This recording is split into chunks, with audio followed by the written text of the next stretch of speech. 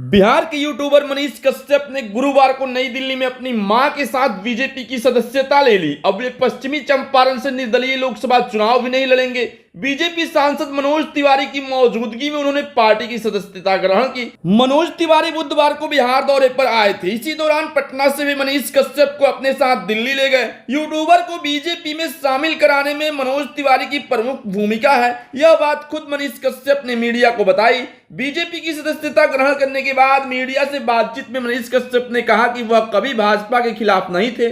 उन्होंने RJD supremo Lalu Prasad Yadav के परिवार को बिहार की सबसे भ्रष्ट फैमिली बताया और कहा कि उनकी लड़ाई लालू परिवार के खिलाफ थी और आगे भी जारी रहेगी। मनीष ने आरोप लगाया कि तेजस्वी यादव जब सत्ता में थे तब उन्हें जेल डलवा दिया था, तब उनकी मां को काफी संघर्ष करना पड़ा था। यूट्यूबर ने आगे कहा कि जब वह जेल में थे तब मनोज तिवारी, विनोद तावड़े, विजय सिन्हा, सुशील मोदी समेत बीजेपी के अन्य नेताओं ने उनका साथ दिया।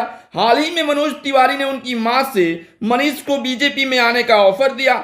मां ने मनीष को मनोज तिवारी की बात नहीं काटने को कहा। इसके बाद मनीष कश्यप बीजेपी में शामिल होने के लिए राजी हो गए। वे तिवारी के साथ ही बुधवार को शाम दिल्ली गए और गुरुवार को पार्टी की सदस्यता ग्रहण कर ली।